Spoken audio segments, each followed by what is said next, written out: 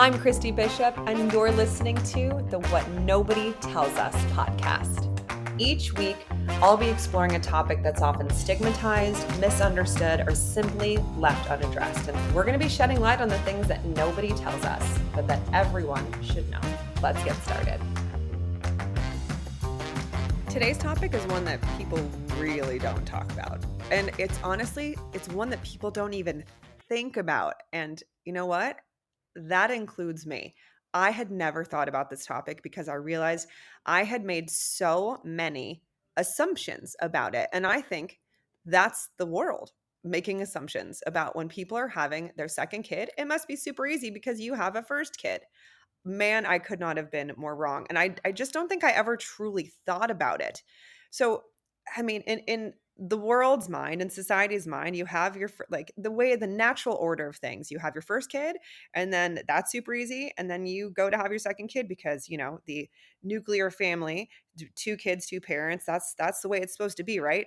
First of all, hell no, in 1,000 ways, but it's never that easy. And if it is for people, God bless, that's amazing. The vast majority of people have some sort of complication, whether it's an emotional complication, a physical complication, a miscarriage, a relationship issue, a financial issue. There are so many things that are brought into the process of trying to conceive and trying to not just conceive, but carry a healthy pregnancy and deliver a healthy baby. That's like, this is the most complicated topic of all. And if you want to hear more about it, I have an episode on unexplained infertility as it relates to getting pregnant with your first child. And I also have an episode on single mom by choice and getting pregnant on your own through the IUI and IVF and sperm donation process, which is fascinating in and of its own right. But today's episode is about secondary infertility. What happens when you try to have your second child, no matter how easy or difficult it was to have your first child, and it's just nearly impossible. And it was completely unexpected. My guest today's name is Ali Prato. Ali is the host of the super popular podcast Infertile AF. She's also a founder of a group called Fertility Rally, which is a support system and membership for women who are anywhere on their fertility journey. And you should absolutely check it out because they have all of these support groups and weekly meetings. And it's really something that's wildly purposeful where you can develop amazing relationships and be supported, again, no matter where you are in your journey. But Ali started this because her first pregnancy with her daughter ever was incredibly simple, no issues. She got pregnant like on her first, or I think on her third month. She talks about this story. And she had some issues with the delivery, but that's as far as it went. When she started to decide, okay, I want to have a second baby, like in my mind, my family's not complete and our family's not complete until we have a second child. That's where let's just say things got real complicated and she was not ready, nor was she educated on all of the things that could potentially go wrong.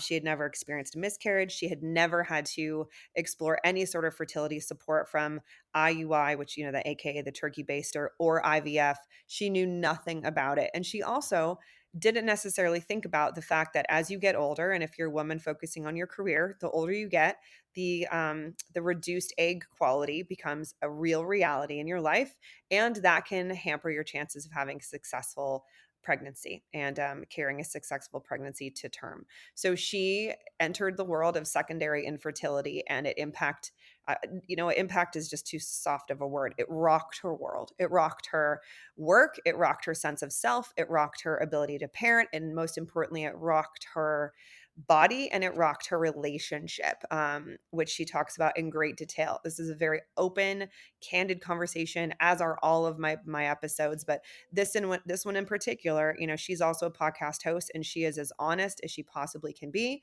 There are some trigger warnings around miscarriage, or some trigger warnings around, relationship issues and divorce talk. So if you're sensitive to any of those things, I don't think you'd be here in the first place. But in the event that you are, I just want to be very honest about that. But I really thank Ali for joining me today to talk all about this, because I have some friends going through this exact same thing right now, and nobody talks about it. So we have to be as open about secondary infertility as we are about initial infertility, because it's that important. And it's also Mental Health Awareness Month. And we know that pregnancy and parenthood rock our world when it comes to mental health in every possible way. So I want to make sure that this is something that is not just talked about, but is advocated for. And Fertility Rally, and obviously What Nobody Tells Us, is committed to doing that. Before we jump into the episode, two last things. As always, if you love what you're hearing, please don't forget to subscribe, rate, and review the podcast when you have a chance. It takes 2 seconds. And also, if you haven't already, please subscribe to my weekly e-newsletter where I dive deep into every single topic that I talk about during that week. And it's fascinating. There's all sorts of tidbits about what nobody tells us and what you can do about each one of these topics, whether it's burnout or infertility or Alzheimer's or mental health or whatever it might be. And last but not least, I've officially launched What Nobody Tells Us strategies and coaching workshops, particularly for caregivers, for parents. And I'm working with several corporate ERGs, the employee resource groups. So if you know anyone who is running caregiving or parent employee resource groups and is looking for a guest speaker or is looking for workshops to help those employees thrive in the workplace as they're concurrently balancing their caregiving duties, by all means visit my website christybishop.com and get in touch there, or respond to my e-newsletter if you subscribe to it, because the more people that we can help and start to open these conversations in the workplace, the better corporations will be, the better equipped employees will be to balance the responsibilities that they have at home. And again, just the whole ethos of What Nobody Tells Us is the more we can start to normalize these conversations, the more compassionate of a society we will have, and the more strong, incredible community we can foster. So again, get in touch with me via my website, or just respond to my newsletter. All right. Thank you so much for listening. And without further ado, here is my conversation on secondary infertility with Ali Prato. Hi, Ali. Welcome to What Nobody Tells Us. Hi, thank you for having me. It's so good to see you. You're welcome. Thank you for joining. This is a topic that has actually come up a lot amongst friends of mine who, it's interesting, the topics that people don't necessarily disclose. And everybody, when they think about fertility or miscarriage or issues getting pregnant, typically it's associated with the first child. But I had never heard of secondary infertility or fertility challenges until several of my friends recently started bringing it up. And then you and I connected. It was like, okay, we have to talk about this. This has to be a topic.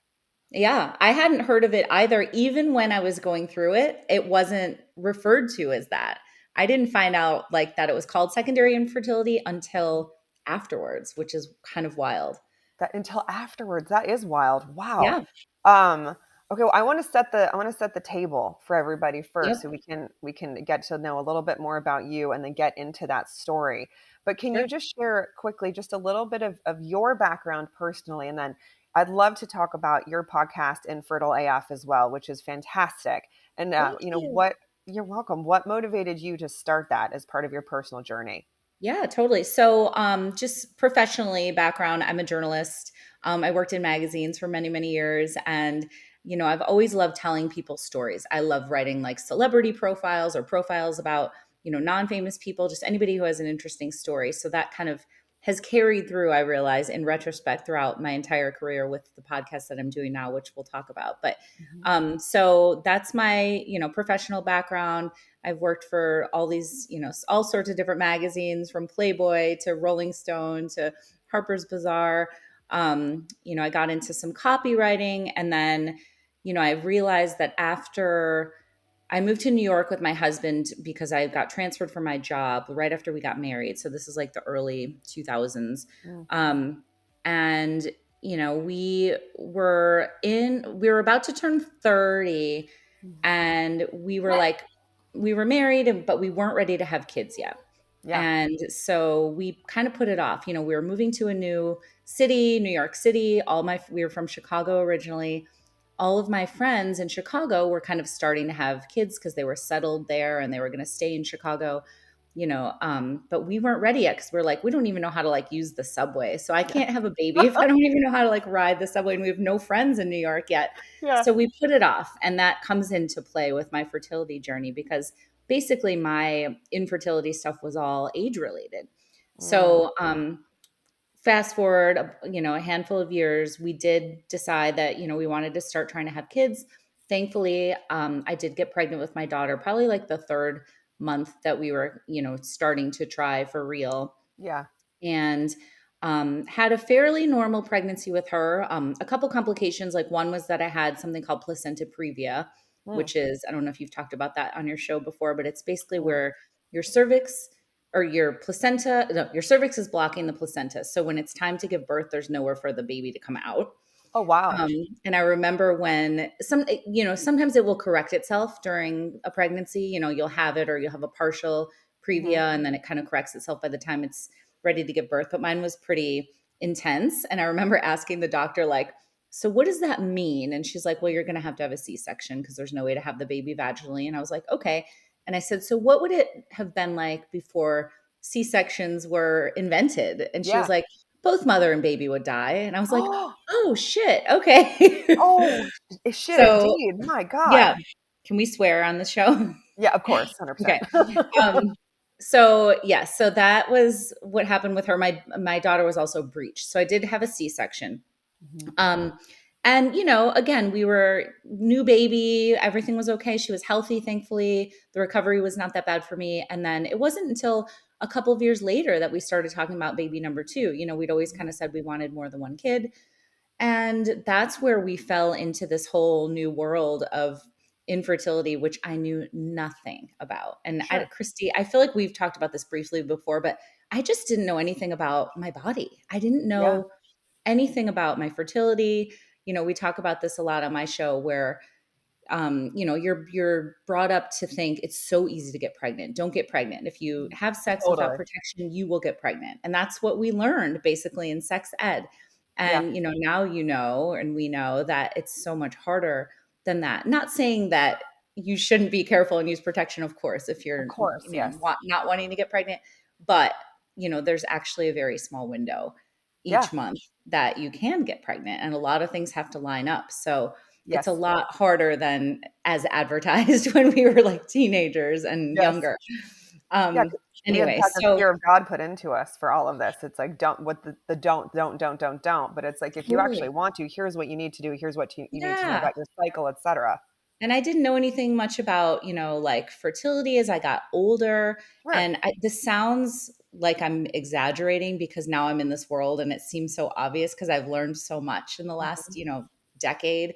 But I really didn't know that age really played a role because I was like seeing these Yeah. people in Hollywood. Halle Berry was having a baby at 46 or Janet Totally. Jackson, and I was looking at Us Weekly and seeing like, oh my gosh, this woman's pregnant and this woman's pregnant. You can do Yeah. it whenever you want. I was really focused on my career and I had my one daughter and, I just wasn't in a rush to have baby Sure. number two. And that was part of the problem was I was just so clueless Hmm. that when, we started to try for the second one, I did end up getting pregnant. But then I lost, I had a miscarriage Yeah. and then I had another miscarriage and then I had a third miscarriage and then I Oh, had a fourth miscarriage and it was this is over the course of a year and a half yeah. probably. Yeah. um it was really devastating. I I just mean, could not maintain a healthy pregnancy and I was yeah. so sad, so devastated, so confused. Again, nobody had referred to this as secondary infertility Of at course all. not. I didn't know what How, was going on. yeah. How old were you at this point? When we started to try, so I had my daughter when I was 34. Okay. Got it. And so when we started to try, I was like, 37, 38, probably. Yeah. Yeah. Yeah. Yeah. So, Sure. and there's that magical number now that we know that's like 35 is when your egg reserve, Yep. kind of the quality starts to diminish. So Yeah. the long story short, again, I didn't know this at the time either, is, you're born with all the eggs you will ever have in your life Hmm. as a female Yep. and you will never get more. They will only decrease. So the older you get, the less there are and the Yeah. harder it will be to get pregnant. Yeah. Now, it's not fair because guys regenerate sperm like every couple of months. Like doesn't Even matter how old they are. even when they shouldn't. Right? I know. Yeah. So Yes. again, these are basics that I wish I would have known, Yeah. like because Yes. it's just so interesting, but it's also very helpful when you're going to plan your family and realize, oh, maybe I shouldn't wait till I'm 38 to try for the second one because it might be really Right. hard. Right, and unless Um, you're forced with this, you don't know it, and yeah, you're actually it's so funny, you're making me realize because we had a chat earlier, and we were talking about both of our fertility journeys. I was like, "I didn't really have much of a fertility journey," but now that you're talking about this, it's like, I actually learned about, sperm what is it even called? Like, when my husband was diagnosed with cancer when I was 29 and he was 30, he had to bank sperm. Immediately, the doctors were like, "Go in the dark room and do your business," and we're like, right, "What are you talking about?" We had babies were certainly not on the radar. We weren't even married. But right. then we started to learn over those years, okay, you're going to have to go the non-traditional route, and I'll use air quotes with that, the Hmm. fertility route instead of the just have sex and try for real and have a good time because we didn't know the impact of his drug. So it's like Right. had I just done things normally the way that you did, same thing, I wouldn't have had a clue, but we were almost given this weird master class up front because we had to. Yeah. And The we were master class very you much in the never wanted to minority. take. No, no, many classes I never wanted to take, but Right? here we are. Yeah, Yeah, exactly right. exactly. That's Yeah, crazy. so Oh, no, go ahead. that's what happened, and I will say after I had the first miscarriage, I was like obviously very sad, but I was like Right. a lot of my friends have had one miscarriage and this Totally. seems to be pretty common. So I didn't think there was a problem. It didn't make me, red flag, go see an RE or anything yet. And then the second one, again, I was like, okay, this is not common, but I do, know some people that have had a couple and Yeah. but then like number 3 and number 4, I was like, okay, pump your brakes. Like something's wrong. We have to see a specialist. So that's when I started Yeah. asking around, does anybody have a fertility doctor? I started looking at Dr. Google and trying to figure it out myself. Yeah. But again, like just to set the landscape, like this was, 20, like 2011, 2012. So Yeah. 10 years ago, over 10 years ago. I'm not great at math. Did I do that right? Yeah, I think so. That's like Um, 13, 14 years. Yeah, it's fine. yeah, but Yeah. this nobody was talking about this. Right. There really weren't, like Instagram wasn't even really a thing yet. Mhm. There weren't like communities out there for fertility. There weren't really podcasts. I remember going into the bookstore to look for a book about miscarriage, and the like section on the bookshelf was like 2 inches wide. And I was Of like, course. where are all the miscarriage books? Why is no one talking about this? Yeah. I couldn't find anything. There was some Facebook stuff, but it was kind of weird and like not really vetted. And I just couldn't find like my people and my place. Yes. So I went through this really, really having a hard time. Mhm. I had a lot of friends that were wonderful, but nobody that was going through exactly what I was going through. And even my Yes. husband and I were like having huge problems because it Yeah. got to Yeah. the We'll get point where into like that. I was so laser focused on having the second baby. And after, he saw me so depressed and down in the dumps and it was affecting our relationship and having sex on demand. And, that's a whole different story. Like when you're trying to have a baby and it's not working and infertility just robs you of any sexiness in your, Oh, relationship forget it. at Yes. all. So that it was just really hard on us. And I think his stance, because he's an only child and had a Mhm. wonderful life, and loved his childhood without siblings, he was like, let's just have the one. Like, what's the big deal? But I was like, you don't understand. Like, I am Yeah. going to die if I don't have another child. Like, I just felt like somebody was missing and I Mhm. could not keep trying because Yeah. it was just like this guttural feeling. And when I talk about secondary infertility, that is one of the things I try to explain because it's like, yes, I had a baby already and I was so happy, but it was like I loved being her mom so much that I wanted to do it again. Mhm. And that's what, like, if you ever get told like, "Oh, you're being greedy," or just be happy with what you have, which is like the stupid shit that people sometimes say to you when you're Of going through course. secondary infertility. It's like that's not where I'm coming from. I'm coming from a place of love. Like I love this so much. I want to Yeah. have another experience at it. So Absolutely. that's And how then I build kind of your try to family. explain it. It's not like my daughter wasn't enough. It was that she was everything and I wanted more. That's so funny because it would never in 1,000 years occur to me that it's like, oh, your daughter's not enough. You're not. It's like, honestly, fuck those people. I Well, can't. people Like, say that. People I, say that and I people know. think Like, that. what's And wrong with people? That's insane to me. yeah, Like, people I get actually involved in had someone business. Forget it. I had No. someone say, "Oh, you don't like only children?" And they were like offended because they thought I was like taking a stance against only children. And I was like, "No, Vince is an only child. I don't have nothing against only children. This is Also, just like, isn't." how Where I would you even envision. come up right. What like, what? This is Yeah, what's wrong with the world.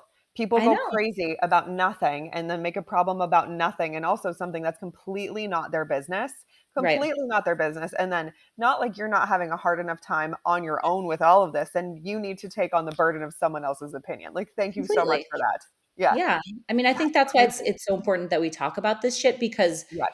I think that even people who might not be going through it, if they hear a conversation like this, they're like, "Oh, maybe I should think before I speak next time, or maybe I shouldn't assume that, they're just trying to like be greedy or, have another Yeah. baby just because." I don't know, like it's Yeah. people are So ignorant. people are ignorant. So I actually want to help frame this conversation in the context of a friend that I have right now who's literally in the midst of trying to have her second baby. So I want to like pivot this a bit for you to give some advice through your journey for someone Okay. else who's going through it right now. Yeah. So she has her first child. He's almost two, or I guess a year and a half, and they went through significant fertility issues with the first one, but they've got like multiple embryos on ice, which is fantastic. So like hopefully that's going to work. But say they didn't have that and they were just going into this, and now let's see, they started trying. I love that I know the intricacies of like this woman's sex life and all of it. Hmm. If it's April now, or I guess May when this comes out, it'll have been like 4 months since they started trying for real. They're like, okay, let's say we hit June and we're going to go back to the fertility specialist.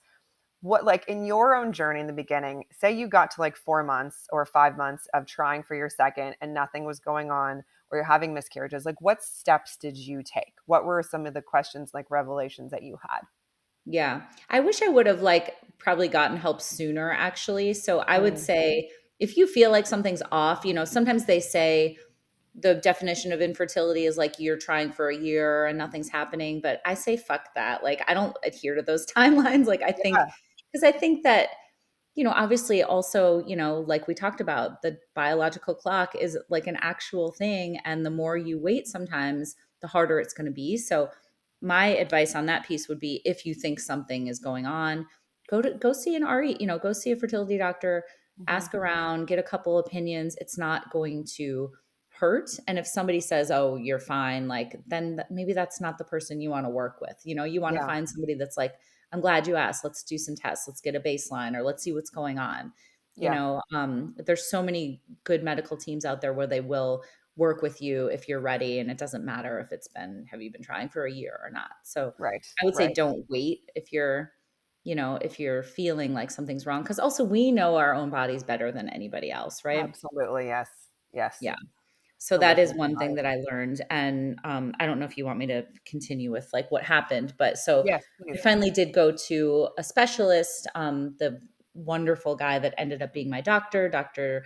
Joshua Klein, in New York, and he basically was like, your body, he's like, I know this is hard to comprehend, but your body is actually doing the right thing, like having these Mhm. miscarriages, because these are not healthy embryos. Exactly, 'Cause he's yes. like, you've got a healthy egg reserve, but you don't have a lot of healthy eggs. So my job is to go in there, find the healthy eggs, match them up with your husband's sperm. He says, if we should do that, the fact that you've already had a healthy pregnancy with your daughter, Hmm. you should be okay. And I remember him saying like, you're kind of the perfect candidate for IVF.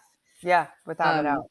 which scared the shit out of me, because I was like, IVF. I thought that was for multiple, like people that want to have multiples. Oh, Like, remember right, of course. Octomom? Like that Yes, was my like thought of what IVF was. And yeah. again, I hate to sound totally ignorant, but I'll take one for the team and say I was a dumbass and like was like, why would I want to do IVF? I don't want like three babies at once. No, but I that's didn't exactly right. realize that, Misperceptions. Yes. I didn't realize that a lot of times, most of the time, it's not a choice. It's something you have to do, because if you want to have a baby, Yeah. in that way, that's the way that you have to do it. So, Yes. he told me that. And then again, it was trying to get my husband to come on board with that, because it's so fucking expensive. So, and And like we hardly didn't have anything insurance covers it. coverage for it. Right. So I remember Right. him slipping me this piece of paper, and I was just like, go, go, go, go, like the money, and then I took it home, and it was like fighting. And I remember being like, how can you put a price tag on a human life? Of course Like, you did. Yeah. You and I everyone would have else. done anything. I would have paid I a know. $50 million. Like I didn't Yeah. care. But, my husband is more practical and Mhm. he had a point. But at the time, I was like, I don't understand this at all. We're doing this no matter Yeah. what. So it took us a while to get on the same page to even do the IVF. And I remember he When went in and met with the doctor yeah. and he was like, I feel, or not the doctor, but somebody in the clinic and was like, it felt like a used car salesman. They kept being like, but then if you want these tests, it's this much. But then if you want this, and they kept slipping him all these numbers, and he like walked out and his head was just like, wow, what just Yeah. happened?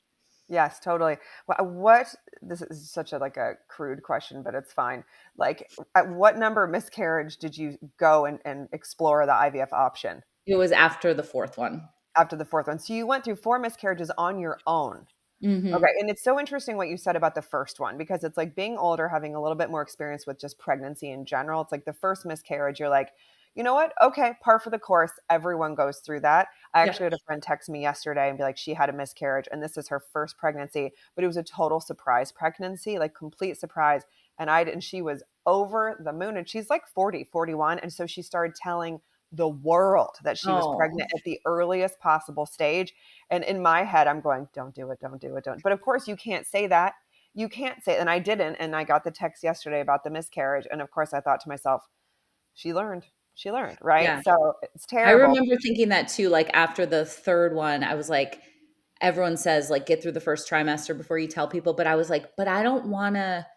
I need people. I I need that know. support. Totally. So I did tell people because I'm like, if I'm going to have another miscarriage, I don't want to be like, oh, I was pregnant. You didn't know this, but now I'm not anymore. And now I need your help. Like I wanted Yes. people to like follow along with me in real time. So I Yes. can see it from both sides. Like it's hard to unwind it once you put the news out there, but it's Yeah. also kind of good because you don't have to be like, oh, and by the way, like I was pregnant, and Yeah. like And then then hiding be the whole another. thing.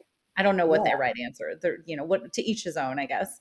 To each his own, without a doubt. And it's funny because now it's not, I mean, it's not funny, certainly not, but she's like, I can't believe that so many of my friends have gone through this. She's like, just Totally. in telling people today, she's like, five of my closest friends who now have kids told me that they had a miscarriage. She goes, and I feel so horrible because I never knew. I'm like, first of all, it's you don't have kids, and it's often easier to tell friends who do have kids that you're going through this. You know what I mean? It's different. Hmm. But then your Yeah. second miscarriage, you were like, wait, this is different. Like maybe Yeah. this isn't the check the box miscarriage. There's more to this story. And then the third Totally. and the fourth. I can't believe you did that by yourself. I Yeah, it mean, that's sucks. It was crazy. terrible. I've never been so depressed in my life. I mean, I did start going to therapy, so I had a Yeah. wonderful Yes. therapist who helped me out. That was just a lifeline for me. I needed that. But I was like, I started feeling so many things that I'd never felt as an adult. Like I was like super insecure because I was like, not that my body, like not because I couldn't maintain a pregnancy, but I because I felt like I was so laser focused on this. It was more Mhm. like a mental thing. Like I was like, I bet all my friends think I'm crazy. Like I bet all my Oh friends are no. talking about me behind my back. And I started to Yeah. feel real isolated and like spiral Yeah. and be like, and I remember thinking and saying to my husband too, I wish I didn't want this so badly because I know I'm like Mhm. fucking everything up, but I Oh, can't not want it, yeah, I And get it was that. like such a real moment where I was just like, I'm Yeah. sorry. But Yeah. I can't just turn the switch off and be like, we're good. No, no, of course not. If you're, I want to touch on what you just talked about emotionally, because this touches the emotional part of your life, the physical part of your life, the Mhm. intimacy and like partnership part of your life, the friendship, Mhm. all of these things. So I kind of want to go through these one by one, if you don't mind. Sure. Um, Yeah. Thinking of that, I know it's been a while, but that emotional track that you were on, obviously the first year and a half. Let's Mhm. focus there for a second. Do you remember? You just kind of alluded to it, but like, how did your emotional state change? You mentioned isolation, feeling like really insecure through those times of those four miscarriages. And then as you started to go into the fertility treatment, like what happened emotionally? Yeah, it was just like a roller coaster. I started to, like I said, like feel insecure that I was like talking about this too much, worried that it was like people would get tired of listening to me talk about it. So then I started kind of holding it inside, but that's not my jam at all. So that felt really No. inauthentic. So I didn't know like where to turn. I just started feeling kind of crazy, like I was going crazy. Yeah. And granted, with secondary infertility, I had a little one at home. So I was also trying to be the best mom for her and be normal. And then I would like Mhm. fall apart behind closed doors. There was a Yeah. lot of like crying in the shower and crying in the car after I dropped her off at daycare and, just feeling so sad. And, with my husband, I've been really vocal about what we went through. And if anybody wants to hear more, they can go Mhm. listen to the first episode of my podcast where I tell my story because I get into it. And like, I was like, are we going to make it? Like, Yeah. we really were. I remember thinking, like, I want this more than anything. And he doesn't, not that he didn't want a second kid, he just didn't want to go through all of this. He didn't Yeah. want to financially, mentally, sexually, emotionally, all of it. It was hard. And I Yeah. get it. But I didn't agree with him. You know what I mean? Mhm. So I was like, we're at an impasse. Like, I don't know Yeah. what we're going to do here. And so we did finally agree that we would do one round. And we had to borrow money from his Yeah. parents and my parents to pay for it because it was Oh out my of God. pocket Yeah. and we didn't have it.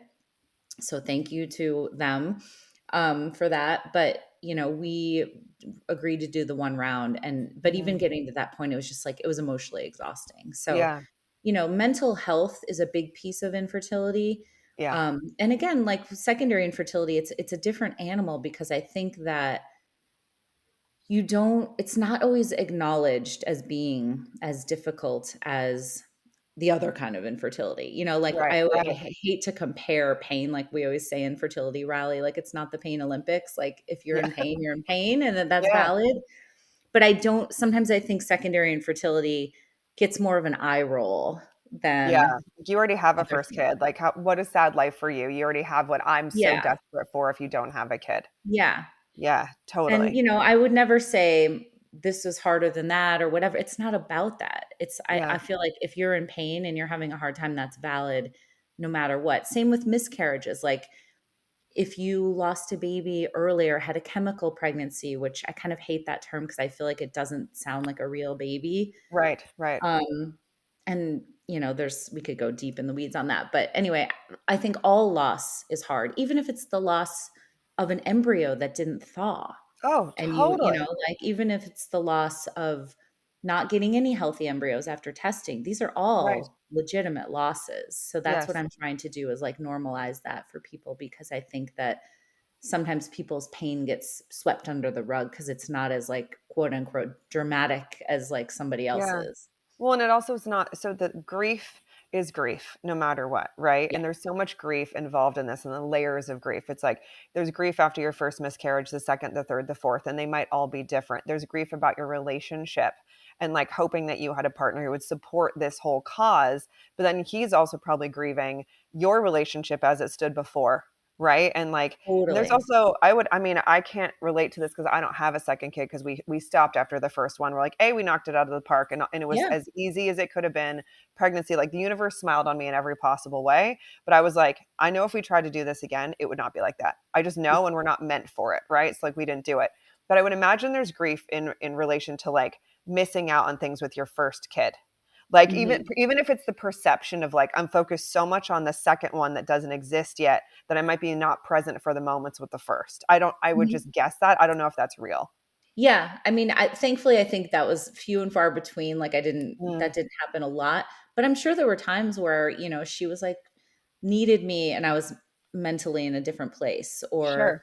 a Yeah. lot of it, like I said, kinda happened behind closed doors, and she was still pretty little at the time when we Yeah. started out, so, I remember going into the bathroom and sorry to be No, trigger no, it's warning for fine. anyone, but, like, having a miscarriage, I was, like, Yeah. bleeding and stuff, and I remember she was there, and I remember just, I was in the bathroom for a while, Of and course. then she was like, "Are you okay, mommy?" And I was just like, "Oh god," like, it was so Yeah. hard to, like, Oh, like, go to kind of daddy, honey. hide Go to it. daddy. Yeah, Yeah. Yeah. Mommy just needs a minute or a few yeah, hours. Yeah, yeah, totally. exactly. The emotional bit, obviously that roller coaster you talked about, it is definitely I love the idea that of talking about the relationship with your husband. And you've gotten into it a little bit. I want to dive into it more Mhm, because that partnership is so critical here. And like you said so astutely, like, are we gonna make it? Can you mhm, talk through a bit of like the track of where things really started to break down and like where you guys really weren't on the same page? Like if there are any like even anecdotes or specific instances or stories that mhm. you remember, like, by all means, share. A big one was when we got the financial paperwork. That was like a Yeah. huge, big wedge in the relationship because he was like, nope, Mhm. absolutely not. We're not doing it. And I was like, what the fuck? Like, you can't just say no. Like, what? Yeah, No. yeah.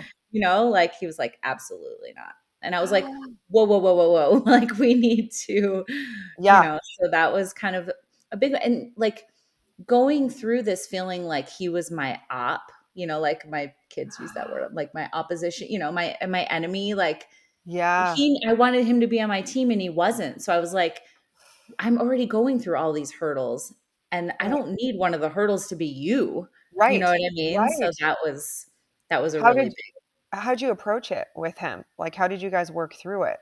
We fought so much, Okay. to be Yeah. totally honest with you. Yeah, yeah. There was lots of tears. There was lots of like hard discussions.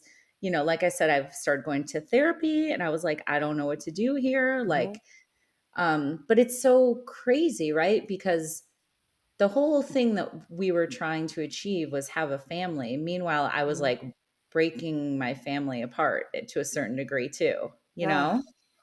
I So it mean, did was you like, really that was feel a like weird that? space to be in. Yeah, I mean, that you were breaking the family apart. Like, did Yeah. you feel like had you not wanted this so badly, your Yeah. family would have been fine?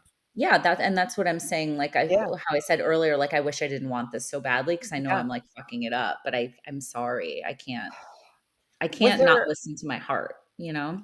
was there ever a world where you were like, "Okay, I'm gonna have to really wrap my head around the fact about that this may not happen." You're like, "No, I'm gonna Yes. fucking do this no matter what." No, there was a world because we did have an end point because like I said, we could only do 1 round. We could only afford Right. it, not only financially, but probably emotionally, Yeah, yeah. But my therapist who, again, she was wonderful, and she got me to a point where she was like, I need you to be in a headspace where, like, if you're a family of 3, that's going to be okay. And Mhm. she did really eventually get me to the place where it was like, okay, it's going to be okay. So Yeah. that was um, kind of right before I ended up doing my embryo transfer. And I only had the one healthy embryo when I did go to do my transfer because I got 5 tested, 4 I of was them gonna were not ask. healthy. I Okay. had one. So it literally was like a Hail Mary, one Yeah, shot, one round, one embryo. And I get the chills still, even talking about it. It worked. Like, I yeah, still can't believe that it worked. yeah. I mean, it was meant Um, to be. That was the baby that was meant to come through. yeah, it was, Wow. it was wild. And I still get emotional about it too. Like, Yeah. it was the trauma is real. It was traumatic. The whole experience was traumatic for so many different reasons, from the Yeah. miscarriages to the marriage stuff to the just the fights and the tears and a lot of it was mental for me. A lot of it wasn't. I have fertility rally now, and we've got all these different members, and there's a lot of people where their major challenges Mhm. are physical, like, I've got this, Yeah. ailment, or like this thing wrong and I need to have surgery on this. Mine wasn't so much the physical hardship, Yeah. it was the, like, relationship and the emotional and the financial were the hardest parts, Well, I would those are say. the 3 reasons that people get divorced, Yeah, right? Like that, like literally, or the 2 reasons, because lumping, relationship and emotional into the same thing, like, 100%. right? Like the mental health impact. And I think one of the things that people don't think about is this is like all consuming.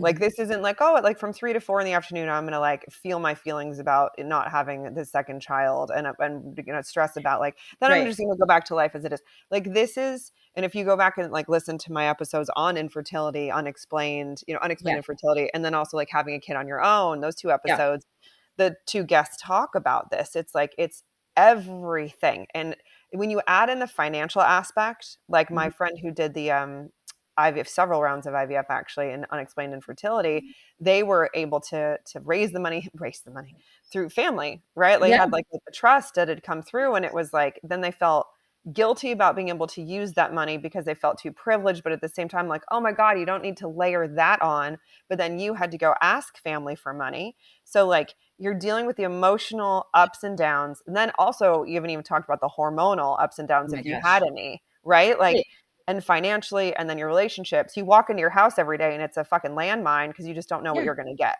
Well, the hormonal, effects of, like, having the miscarriages too, like, back to Yeah. back to back to back, being pregnant and then not, all of that stuff. Yes. I was, like, pretty fucked up. Can you talk a little bit about that? That's something I haven't covered as much in terms of like, the impact of miscarriage hormonally, and physically. Like, do you mind talking a bit about that? Yeah, I mean, obviously, I'm not like a medical doctor, but Well, no, just your from experience. what I've learned, talking to people, your hormones obviously go through a huge surge, when you are Yeah. pregnant to even get to that point. So, when you lose a pregnancy, there's like that come down, and it's Mhm. not only, if you do have like the physical, loss, like mine were all early, like I said.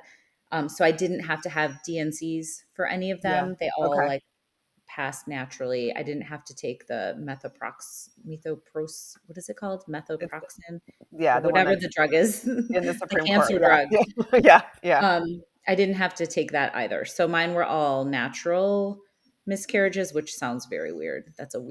Those are two weird words to put together. Yeah, But but your body knew what to do. It passed it naturally it at did, home or but yeah. it was a hormonal roller coaster. And again, Yeah. it started eating away at my confidence Yes. and my ability to like focus on other things, because like also I'm still working, I was I'm gonna ask. still trying to Yes. be a friend and like live normal life too. Like Mhm. all of this is happening. It's not like you can just have the luxury of like going in your house and like dealing with your miscarriage. It's like, oh, I've got a 3-year old too, Yeah, so it was really hard. It was hard for me to feel like myself again.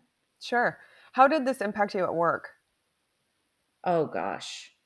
Just a lot of like secrecy and like Yeah. feeling very again like insecure, like not it like help it kind of put things in perspective too, like what's the point of all this? Yeah. Like when you have like major Like losses in your life, it's like yeah, why am I writing about this stupid cardigan sweater? I was doing copywriting for part of the yeah, time, and it's like, which actually I think did affect my career later on, because then I started realizing I want to do something more impactful that was like yeah, actually helping people, so maybe that yeah, was a good thing.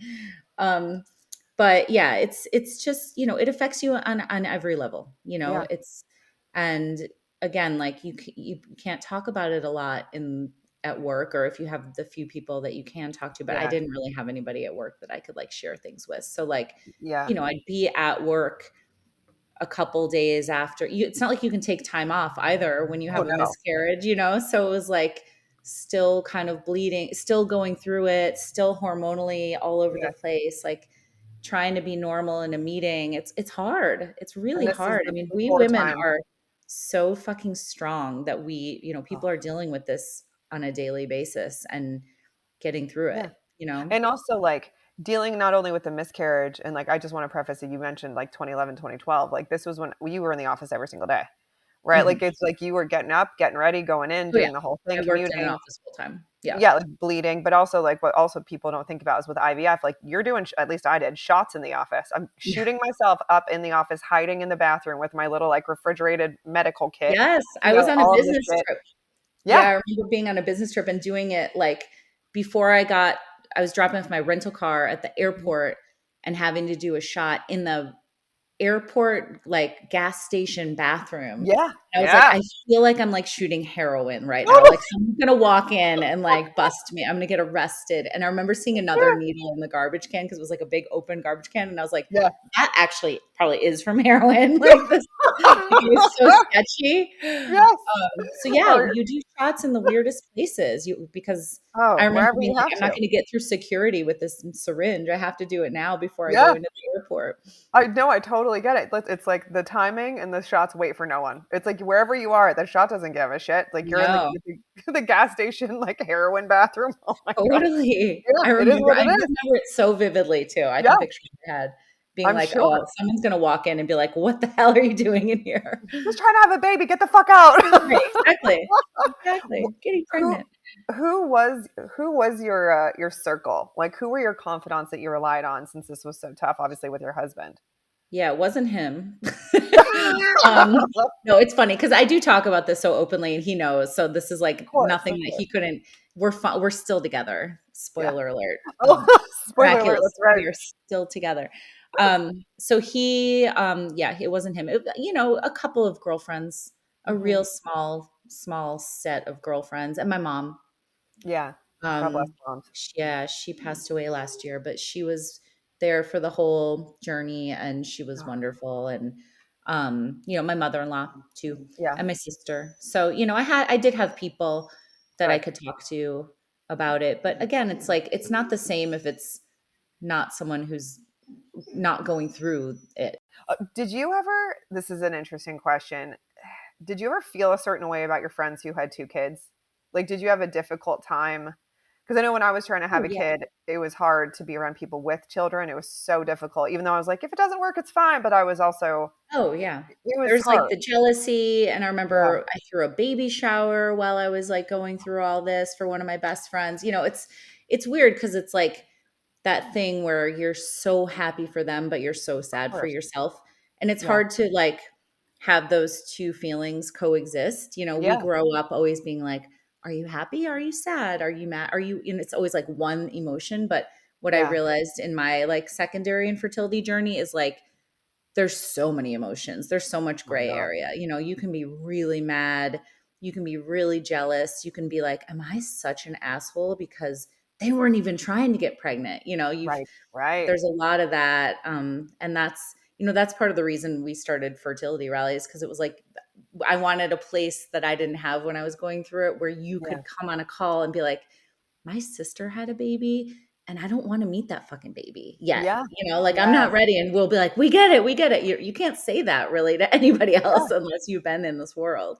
Oh, oh my God. Yeah, we had a horrific situation with a friend who lost a baby when we were pregnant, and they were meant to be born around the same exact time. And Yeah. she lost her at like 8.5 months, and it was Oh horrific. And God. literally, it was one of the worst things ever in the entire world. And I remember like we didn't actually see them for a year because we were the people who had the baby Yeah. after trying and trying and trying for years. But I get it. I remember feeling like, oh my God, I so want to help her, but I'm the one she can't be around. And I totally Yeah. get that. And it's so fucked, Ugh. you It's know? so true, and it's like it's hard when you have a loss and you were pregnant at the same time as someone else that did go on to have the baby because then that's like the living reminder like, "Oh, Yes. my baby would have been in 1st grade now." My baby would have Yes. been dressing up for Halloween today. Like that's Yes. really hard too. That's so hard. I know, and yeah, that's a whole different conversation. Okay, wait, I want to get to when you got pregnant because Okay. so you have the money, you do the IVF, you have one good embryo. We Was your did. husband on board then, or was he He like, this was. better fucking work, or else we're never speaking of it Well, again? no, it was like, "This is it, and if it doesn't work, we are Yeah. going to be happy as a family of 3," and I was in that headspace. So I went Okay. into it obviously very, very hopeful and wanting it to Sure. work, but knowing that I wasn't gonna die if it didn't, and we would be Yeah. okay, and we could be happy. So it Yeah. was kind of a good again, thanks to the therapist that really helped me get there, but, Yeah. um, he was on board once I did it, and then I remember, we actually had a vacation planned randomly. So we like went down to Florida right after my transfer. So that whole Mhm. time, the 2-week wait, I didn't early test. I didn't do anything. I remember just Nice. thinking, please. I remember I made my in-laws and my daughter and my husband like light these like magic wish papers. And we all like were wishing, like, Yeah. I was doing anything woo woo that I could do and like Yep. looking for signs. I always tell the story about how the song Here Comes the Sun was like Mhm. playing all throughout my journey and like I kept hearing it when I was Oh, in Florida. Like I went up to the bar to get like a juice and it was on and I was like, okay, that's a good sign. That's a good sign. And his oh my name God, is I have Sunny. goosebumps. Yeah. Oh, Yeah. his name was Sunny. His name is Stop. Sunny. Not because of the song. It was just always gonna be Sunny, but that song just kept playing. I'd get in the doctor's office elevator and it was on in the elevator. It was like, okay, here comes the sun. And there's a line in that song about um something about the ice is slowly melting and he Yeah. was a frozen embryo. So I was like, okay, this is our song. Um, Oh. anyway, so yeah, I did the 2-week wait. I didn't early test. We got back from our trip. I went and did, my beta test. And I Mhm. remember they were like, okay, well, we'll let you know later today. So the nurse Oh, was like, go home and take a nap. And I was like, the fuck? I'm like, I'm not going to be able to sleep. totally. He's like, we'll call you in like 6 hours. And I was like, oh my God, oh my God, oh my God. So The they, longest 6 hours of your life. longest 6 hours of your life. And Yeah. then she did call and she was like, congratulations, you're pregnant. And I Huh? remember just bursting into Yeah. tears because it had Yeah. been such a long, couple of years, 3 years plus, to that point, I and was gonna just so ask much the time, yeah. trauma. And Yeah. it was like, oh, but then um, there's the anxiety of pregnancy Yep. after, infertility, which is a different beast where, Yes. you still kind of can't relax. It's like, yay, but every time you go to the bathroom, you're scared to wipe because you're like, oh God, please don't be blood. Please don't be blood. Like it's Yes. terrifying. That is something people don't talk about, and that is such a, like, very intimate piece of information is every time you go to the bathroom, I don't wanna be bleeding. Even, Yeah. like, the spotting, terrifying, "Oh my god, please don't let I this be the still, beginning of a it's so, miscarriage." yeah, I still get, I'm like, right, you can see my body. I'm like covering my face. Like Yeah. it still makes me, ugh, Yeah. I remember that feeling, and I remember that terror, Yes. and it took me a couple of years of going to the bathroom and wiping and being Yes. like, "Please, no blood, please, no blood." Like, Well, that you is have real trauma. PTSD. You have legitimate Yeah, PTSD from how yeah, many for so sure. after the 4th miscarriage to IVF, because you mentioned the Yeah, whole thing was 3 years. So did you have your son when you were 40? I think so. I did. Okay. Yeah, I had him when I was 41. Okay, wow. So it was like basically a year and a half after that 4th miscarriage that when you I had think him or when you so. got pregnant? Yeah, Okay, I'd have to look at the ish. chronology. You That's a block some of this long. out. Of But course. yeah, Oh yeah, yeah, we do. I did. I Um, haven't, when he was born, I was 40. I got pregnant when I was 40, and when he was born, I was okay. 41. Oh my God. So that is, I mean, for people listening, thinking about that, think about how long and also fast 3 years of your life are. But when you're going through consistent emotional trauma and then the financial trauma and relationship trauma, like this is heavy shit. This is a lot while trying to raise a small daughter. This is a lot. Absolutely. What Yeah. was oh, go ahead. No, you go. Sorry. What was your mindset during the pregnancy? Because again, it's tough. Like Yeah. you're like, okay, now I got to get through these next 9.5 months to like have a healthy baby, and knowing what had happened with the delivery of your daughter, like Right. where did that play in? Yeah. It really did take me a while to relax. I mean, obviously I was ecstatic, but it wasn't like the ignorance is bliss happiness that I had with her, Yeah, where I yeah. was like, sweet, nothing could go wrong now. Like, now that I knew all of the things that could go wrong and Mhm. how hard we had worked for him and how badly, we'd wanted him, the stakes were almost higher. Yeah, And I couldn't relax. I mean, my friends did throw me like a second, like a baby shower, like a sprinkle or whatever, which was really yeah. wonderful. But I don't think I ever felt 100% like I was going to be okay until Mhm. I was holding him in my arms, and I Yeah. did have to do a scheduled C-section with him too, because he was also breech. Hmm. And they were like, do you want to just do another one since you already had one and it was fine? And I was like, some people try for like a VBAC, which is like when Yeah, you have vaginal birth after a C-section. And I was like, I don't mind having another C-section. So we just just get him scheduled out. it. But the Yeah, good thing is, and this is like kind of what's the word? It's kind of obnoxious, I guess, on my part, but I scheduled Glam Squad to come yeah. over to my apartment Yes, the good for morning that I you. had my son, because I was like, I know that I'm having him at 4 o'clock today, and I'm gonna have my hair done. And I remember they came in to like do my hair. This like poor, just like freelance Glam Squad person was like, "So Yeah. what's going on today?" And I was like, "I'm having a baby." And they were like, "What?" And they're like, "This is a first." I was like, "Well, I want to look good for the pictures." Yes, and also you Um, gotta celebrate shit. You've been through so much. You might as well look great. Who Meanwhile, cares? I don't even. I don't think I even. I mean, I had Oh, what the is net, the hairnet. the net on, so like I Yeah. don't even know what I was thinking. There's no good pictures, but it was just funny because they were like, "Wait, what? You're having a baby today? You're getting your hair done to have a C-section?" And I was like, "Yep." And they're like, "Yeah, that's never happened to us Oh before." my god. You're like during like you're holding the baby on the side. You got like I can just see the Yeah, C-section room, and you've got like your false eyelashes on. You're like, I look so fabulous. totally, totally. Oh my god. So Yeah, okay, so take me back to when they took him out. Like, and I'm assuming your husband was there in the room yeah. doing the whole thing. Like, was that surreal? It was, yeah, it was awesome. It was just a great, great moment, and the best part was that just bringing my daughter, to meet her Mm. little brother was really, Oh, really cool. And I remember, I just found these the other day because we were going through some stuff in our basement. There's photos of Ever, that we were hanging. My daughter's name is Ever, so mhm. there's photos of Ever that we hung up all over the nursery, or Mhm. like my hospital room that were like, "This is your big sister. She likes to Oh. do ballet," and like because we wanted to make her feel like Yeah.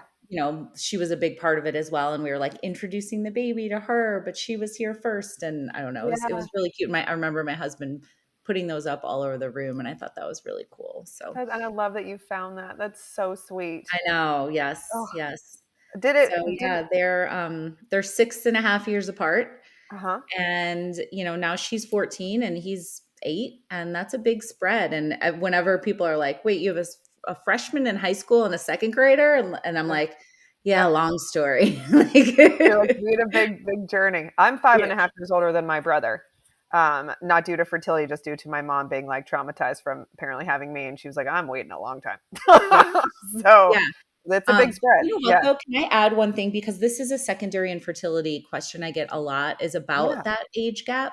Yes. A lot of people get a little bit concerned, I think, when they're going through a secondary infertility, like they're going to be too far apart, or, Mm, is it not worth it if they're not closer? And I wanted my kids to be closer in age.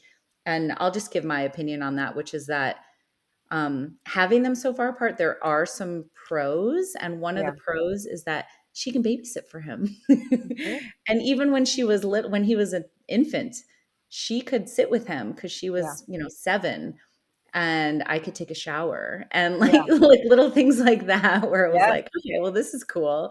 If she was 3, we wouldn't be able to do this. But Yes. so that was one of the pros. But I never was hung up on that because it was A, so far out of my control, and B, it was like, whatever. Age is Yeah. just like a number. I mean, it does have some challenges now because it's hard to like, they don't like to do a lot of the same things because Yeah. she's Yeah. 14 and he's 8. But I feel like as they get older, they'll that gap diminishes. So I would Yeah. say to anybody, if you're concerned about that, don't be. You'll figure out that it's pretty magical for its own reasons that maybe you didn't even realize. Yeah. I mean, and also, like, if I can add, like, because I am the older sister in that scenario, and it's 1 year off. It's like, again, you're 6.5. I'm 5.5 years older than my brother. Did we have completely different lives growing up? Yes, absolutely. But Mhm. like and that was fine. Like I honestly almost felt like an only child a lot of the time because I was Mhm. just doing my own thing. Like I was in and out of high school before he even started it. Say, Right? yeah. So like, yeah, and I was in 8th grade, he was in 2nd grade. It Yeah. was the same That's exact so thing. funny, Christy. That because Ever said that to me yesterday. We were driving around and she goes, it's almost like Sunny and I have two totally different childhoods, because her Yes. childhood was all in Brooklyn, where we live. Yes. And his childhood has been all in New Jersey, where we live now. So, and I was like, that's so interesting. It's true. It is It true. is like raising two only children to a certain degree, because she'll be in college and he'll still be in middle school. Yes. We still Absolutely. have a ways to go with him. It's so weird to think that because I was a freshman in college and he was in 7th or 8th grade. Yeah. Yeah, so the same exact thing, and it's interesting because we do have to reconcile now. Like, we tell stories about that. It was actually a point of contention for quite a bit, the differences in our childhoods. It was almost like weirdly competitive. Like, well, Mm, I had this and you had this and you did it, but whatever. Even though we lived in the same house going through the same things, but it was like whose point of view was right versus whose point of view was better. And which like mm, not neither one, they were just different. And then now I'm 44, I'll be 45 in June. He's 30 mhm. eight, nine ish. I don't know. Okay. But it's the same thing. Now we tell each other stories. So it's like we're getting to know each other in a totally Yeah. awesome, different Yeah. way. And I can give him lots of advice. He tells me, and I learn a bunch from him. And, he has kids of his own. So our daughter's 3 years older than his daughter, is 3 years older than his son. And it's like their little cousins are so close. And it's amazing. That's cool. Yeah. That's really cool. I Yeah. couldn't agree more. If someone's hesitating, that is the last thing you need to worry about. The last Yeah. thing. Also Yeah. gives you more time to save up for college. Totally. And also, I'm like, I don't want it to be empty nest yet. I want to have kids Yeah, around for longer so that it kind of drags it all out? yeah, totally. Yeah. When you had Sunny, how did your husband react when it was like, did you get his perspective at some point in time when Sunny was here, everything was safe, your family of four, the money was well spent? Like, was he like, okay, we're here, let's do this? Or like, did he have any other different perspective of like relief or whatever? Yeah, it's a good question. I mean, he was so, so thrilled. And like now Mhm. seeing him, have his son and coaching his baseball team and Yeah. all that. Like it's very, very cool. Um, but like to be totally frank, like we still it took us a while. Like I was mad at him for a long time Yeah, I'm sure. afterwards. I'm like, I Yes. can't believe you fucking put me through that. And he's like, I can't believe you put me through that. Yeah. So it took a while for us to get back to normalcy Sure. after that because it was again it's the trauma and it's the PTSD and it's unwinding all of that emotion and stuff. So like Yeah. yes, on paper we were like now we're a family of four, a boy and a girl, and but it's a little rocky. Sure. It still can be at times. So it's Yeah. there's nothing perfect about it, but he's very, very, very happy that we ended up doing it because he's just so smitten with both of our kids. Yeah. And did you guys do couples therapy at all? Or did you just do your therapist We and did he it a kind of couple did it? times, and it was like again, it was just like it didn't work for us. Yeah. No, So that's I've fair. been Doesn't back work in for everybody. therapy, like, in fits and starts, and I do it when I feel like I need to, but honestly, now that I have Fertility Rally and I do the group every Wednesday night, I feel like that's my therapy if I ever Yeah. need it. Yeah. So Um, let's talk yeah. about tell everybody about Fertility Rally Okay. and then Infertile AF too. Okay. So Fertility Rally is a community that I co-founded with this woman named Blair Nelson, who I met through my podcast. She was on my show in the early days. And it's basically just, the place I wish I had when I was going through it. It's a Mhm. community, it's all virtual. We have, between 400 and 500 members right now. Everybody's going through some sort of family building journey, or it's people that have been members for a couple of years now that have had kids, but now we've gone on to create pregnancy after infertility groups and motherhood after infertility groups because Mm, all these women that have like been in our support groups and stuff and became real close, like they're like best friends, it's like a family now. They're mhm. like, well, we don't want to leave now that we had kids, can we like stick around? So we decided that we would evolve and like keep adding these Yeah. groups. So it's just a wonderful, we call ourselves the worst club with the best members because nobody Yeah. wants to be here, but everybody who is really wonderful. We have like 5 to 6 different support groups per week with different hosts. Blair and I host the like flagship one every single Wednesday, and we have Mhm. since June of 2020 when we launched. We do Fertility Rally Live, which is a big event twice a year, which is like a big virtual kind of like conference, but it's really Mhm. fun and wonderful. And we have great speakers and giveaways. We do IRL events. So like members, can come to rally IRL stuff. We did one in Chicago last summer. We're doing one in the fall. Location TBD. I can't say Mhm. what it is yet, but we are doing another like weekend getaway. So it's Awesome. just awesome. I've just met some of the most amazing people. We have some same sex couples. We have single parents by choice. Mhm. Um, we have a trans couple in our group. It's like everybody is welcome. Everybody's common ground is that they're trying to build their families and they need support. And, we're here Yeah. for all of it. So that's the rally. And then the podcast is called Infertile AF. I just had our 5th anniversary. So I think this week, Congratulations. 277th episode comes out. So every week it's just somebody else telling their family building story, Mhm. again as diverse as possible, all walks of life, all different scenarios. We talk about surrogacy and adoption and donor conception and Mhm. people that walk away without kids and everything, because I just Yeah. feel like I was saying before, everybody's story matters, and I love just meeting people and hearing what they've been through, because I like when I was going through it I felt so alone, and the whole point of this my show is like you're not alone, there's somebody out there that's like been through what you've been through. Without a doubt. And then if you don't mind, I'll mention my book really quickly, which is a Yes, of children's course. book that just came out about IVF. So it's called Work of Art, Mhm. art being assisted reproductive technology. So it's basically Mhm. the story of me telling Sonny how he was born, and it talks about secondary infertility. Mhm. And I do kind of explain it the way I explained it earlier to you, which is like I loved being Ever's mom so much that I wanted to do it all over again. So it's like our real family in this Mhm. illustrated book. It's really cute. It's been really well received, which makes me so happy.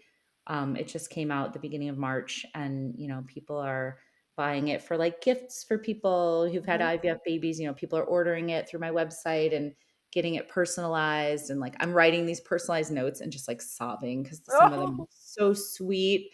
One of them the other day was like, to our future baby. We loved you before we even met you. Love Oh, mom and dad. And they're buying it as like a faith gift for like when they do have a baby. And I'm like, oh, so dying. Yes. sweet. Oh, that's So that's amazing. been really, really cool too to get that out into the world and, Hmm. share it with people and just getting the feedback from people that they like it. And it's, kicking off conversations. And again, normalizing the conversation around Yeah. this is really important to me. So that's the book.